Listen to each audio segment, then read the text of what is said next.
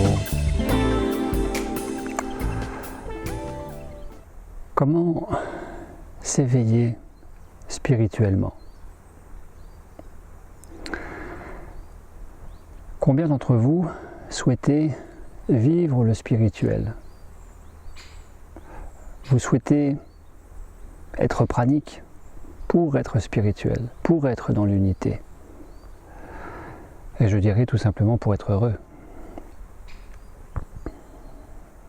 Alors une dame qui souhaitait participer à un stage avec moi, me disant au téléphone, à ma question, pourquoi est-ce que vous voulez faire un stage nourriture pranique, nourriture en conscience, pause alimentaire? Et elle de me répondre, je veux être pranique pour être dans l'unité. Eh bien non, c'est tout à fait l'inverse. La meilleure façon d'être dans l'unité, c'est de cultiver l'unité. La meilleure façon d'être pranique, c'est de cultiver l'état pranique au présent, dans l'unité, dans l'accueil, l'acceptation, l'écoute, le ressenti, donc au travers des 5 sens, dans la relation intérieure-extérieure, au présent, mais à partir du corps, et non pas à partir du mental qui veut être pranique, qui veut être dans l'unité, et qui reste tout autant déconnecté du présent, qui est source de l'unité, de l'équilibre, de l'harmonie, de l'état pranique. Ainsi, comment s'éveiller spirituellement? Eh bien, commencer par se réveiller. Commencer par se réveiller. Ce matin, 4h30, ici en Roumanie,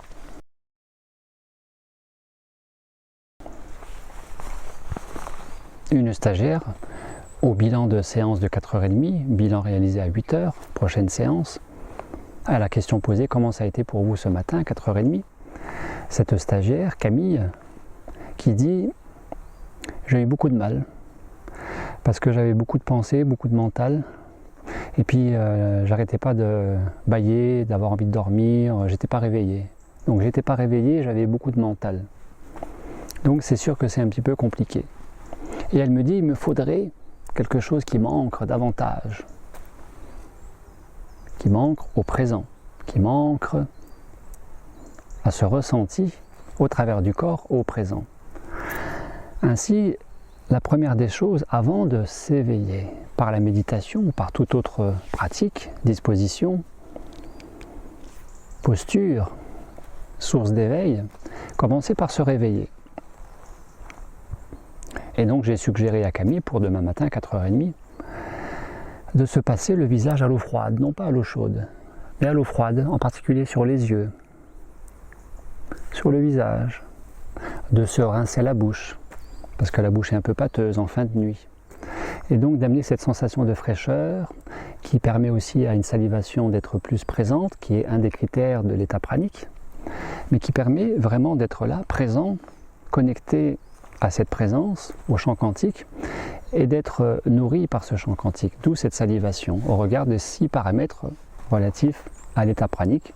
Je vous suggère de revoir ou revoir cette vidéo, les non pas 3 mais 6 paramètres de l'état pranique. Commencez par se réveiller. Et bien évidemment, l'éveil va passer aussi par l'ancrage. L'ancrage au présent, mais au présent non pas en restant dans sa tête, mais en étant plus dans le ressenti corporel, au corps. D'où que les techniques, pratiques, méthodes d'ancrage favorisent une meilleure conscience d'être au présent, avec soi-même et avec le tout.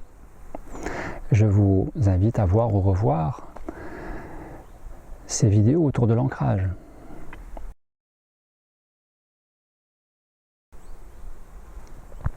Enfin,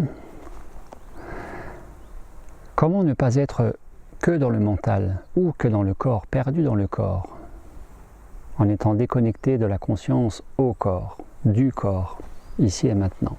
Comment ne pas être que dans l'un ou que dans l'autre,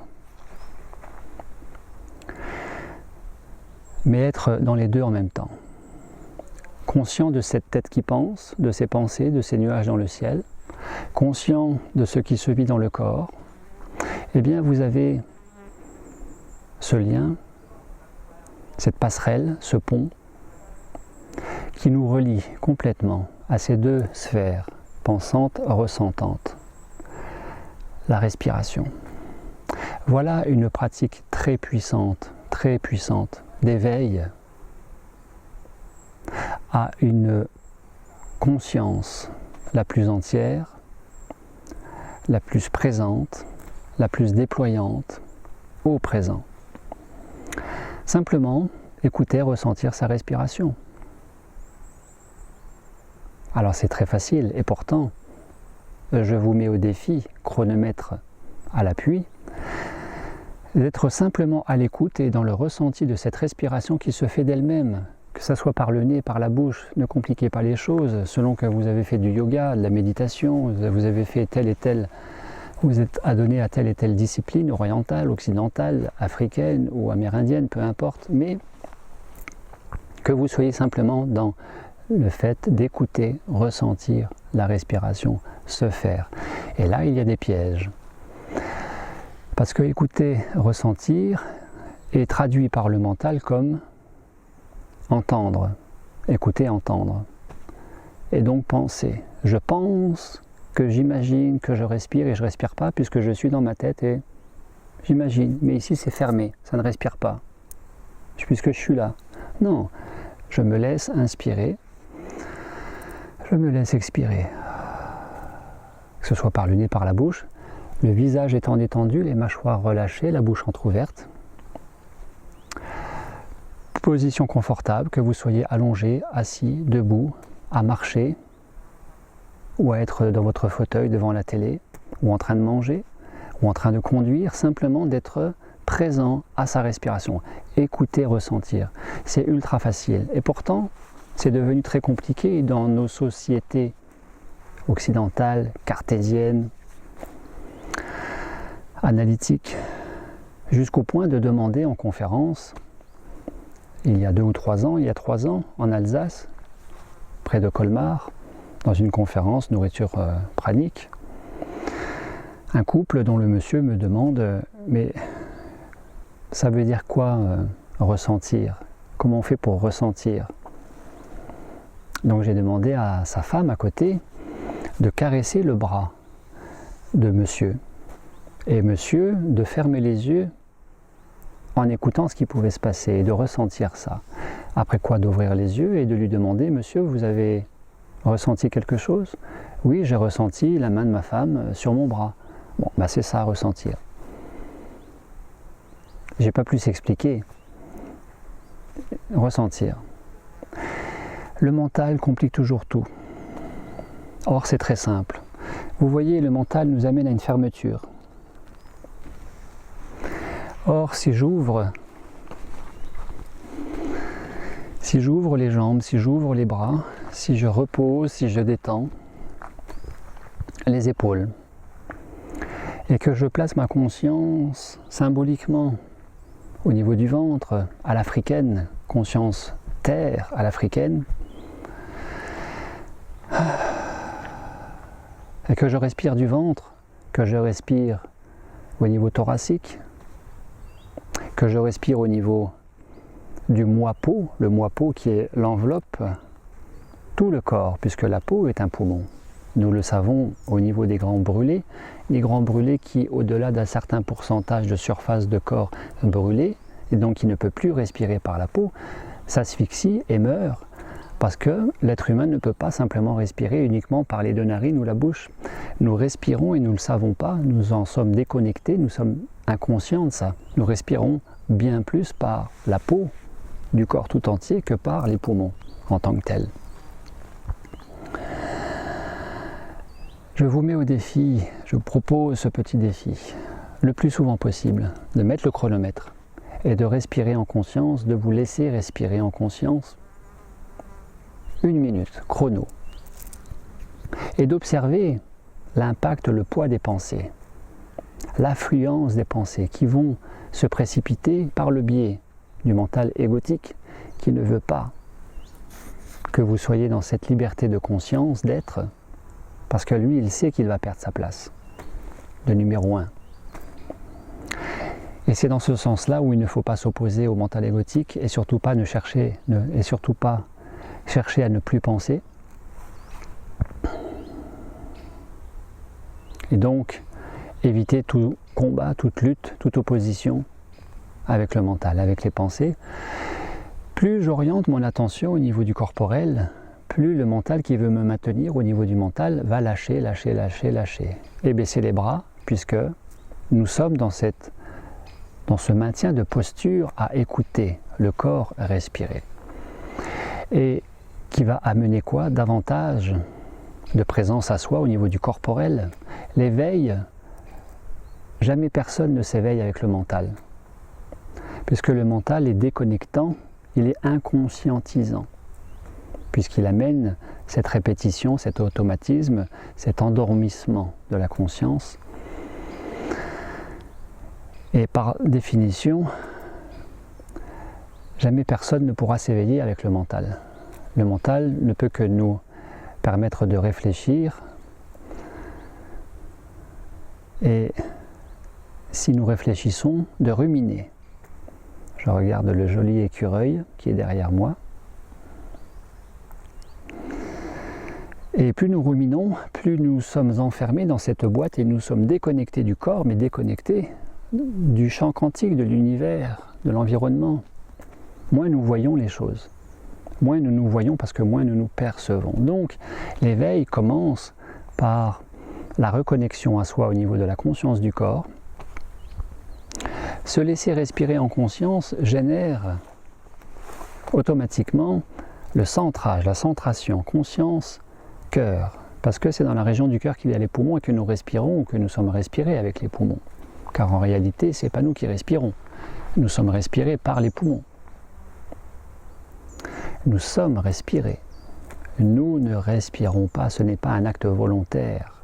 Sauf que d'en faire un acte volontaire à raison de 1 minute par jour, et si vous pouvez faire plus, 3 minutes par jour, ou 1 fois, ou 3 fois 1 minute par jour, matin, midi, soir, ou ce que vous voulez, c'est un rappel à soi qui amène le regard à se tourner vers l'intérieur, vers la conscience de soi, non pas du petit moi égotique qui pense, mais de soi, soit dans la conscience du corps, qui amène un centrage, un recentrage, qui est d'ailleurs très bon à faire, à réaliser, à vivre, quand il y a une perturbation émotionnelle, quand il y a une contrariété, quand il y a une fixation, une pensée fixe sur une obsession, sur une facture à régler, sur un rendez-vous à ne pas manquer, etc. etc. Mais peut-être que nous n'avons qu'un seul rendez-vous dans notre vie tout entière, c'est un rendez-vous avec nous-mêmes. Alors peut-être serait-il bon de ne pas manquer ce rendez-vous. Nous avons tôt ou tard rendez-vous avec nous-mêmes. Et peut-être que la vie c'est ça, avoir rendez-vous et honorer ce rendez-vous avec soi-même, qui permet dans cet accueil, dans ce lâcher-prise de toute autre attente névrotique, effrénée, impatiente, angoissée, angoissante, d'une quelconque performance, efficacité, rendement, portefeuille bien rempli, compte bancaire, de télé, de voiture, de maison, etc., etc., qui permet de réussir sa vie, que de se rencontrer, mais pour cela se poser, s'asseoir, ouvrir, accueillir, atterrir, ancrage, ce que permet la respiration en conscience. Centrage, conscience respiratoire, région du cœur. Ancrage, conscience d'ancrage à la terre, à soi, à partir du bassin. S'il y avait besoin de revoir cette vidéo sur l'ancrage aussi, qui favorise l'alignement.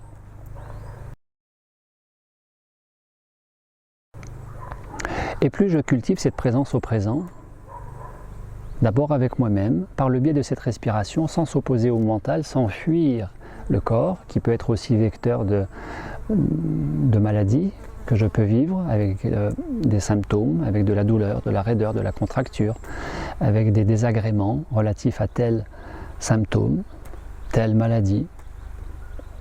Si j'accueille tout ça, eh bien tout cela devient un enseignement.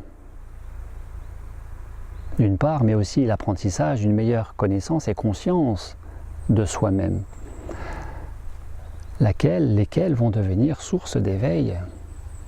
S'éveiller à une plus grande conscience de soi, psycho-corporelle, en ne restant plus autant que ça dans l'étage du psycho.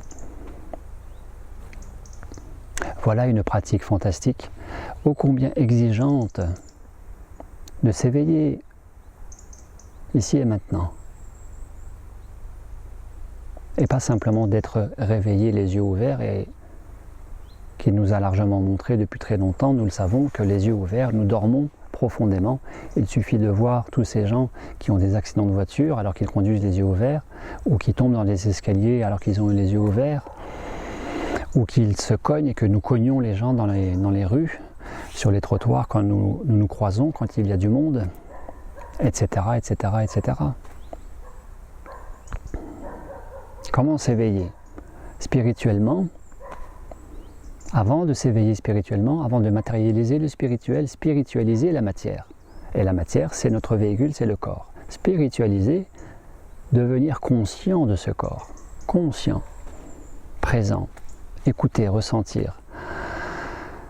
Et la respiration, qui n'a pas pour but de nous relaxer, mais de nous connecter à nous-mêmes, au travers de cette sphère corporelle et aussi cognitive, de prendre conscience. Et ainsi, sans s'opposer une fois encore au mental, de reculer l'influence, l'impact, le terrain qu'a gagné pendant toutes ces années, toute cette vie le mental, et bien de le reculer sans s'opposer à lui et de s'expanser en conscience. Voilà une puissante pratique d'éveil spirituel qui n'est autre que de se laisser respirer en présence avec soi, avec l'oiseau qui chante, avec l'insecte qui grignote sur la feuille, avec l'écureuil qui marchait tout à l'heure, avec le bruit des voitures dans la vallée. À Cluj, nous sommes dans la région de Cluj en Roumanie.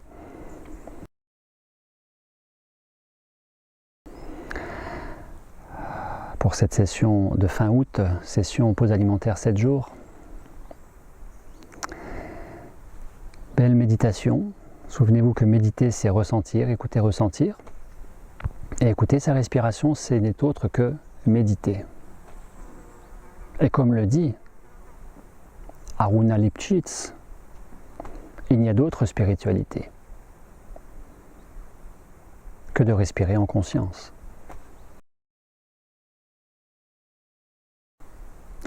Bonne méditation, bonne respiration et plein soleil dans vos cœurs. À très bientôt. Au revoir.